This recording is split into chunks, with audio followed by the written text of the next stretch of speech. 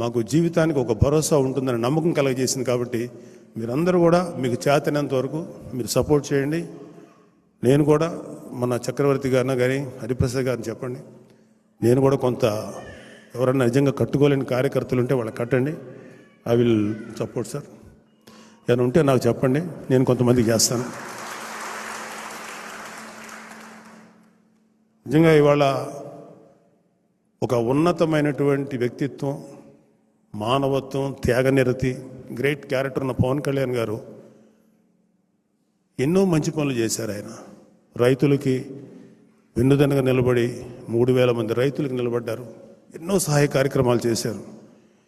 ఎవరిదాకా ఎందుకు 2010లో నేను ఒక నిర్మాతగా దారుణంగా నష్టపోయి కోట్ల రూపాయలు అప్పు ఉంటే ఆ రోజు నాకు నిలబడిన వ్యక్తి మా తమ్ముడు పవన్ కళ్యాణ్ గారు. అలాగే మా అన్నయ్య చిరంజీవి గారు, వీళ్ళిద్దరు నాకు ఒక మూల స్తంభాలాగా నిలబడ్డారు. సో వాళ్ళు ఇచ్చినటువంటి లైఫ్ నాకు ఇది. సో ఈ జీవితాన్ని వాళ్ళ యొక్క ఆశయం కోసం, వాళ్ళ కోరిక కోసం నాకు చేతనైనంత వరకు వాళ్ళకి సేవ చేస్తాను. నాకంటూ రాజకీయాల్లో ఎటువంటి ఆశలు లేవు, ఎటువంటి పదవికాంక్ష లేదు.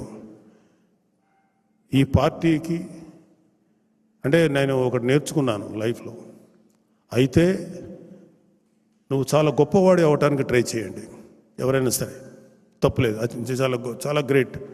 కానీ నాకు అంత కెపాసిటీ లేదు, నేను గొప్పవాడిని అవ్వడానికి చేసే అంత దమ్ము నాకు లేదు. కానీ నువ్వు గొప్పవాడి కాకపోయినా ఒక గొప్పవాడికి అండగా నిలబడు, సపోర్ట్గా నిలబడు. నేను అది చేయగలిగాను.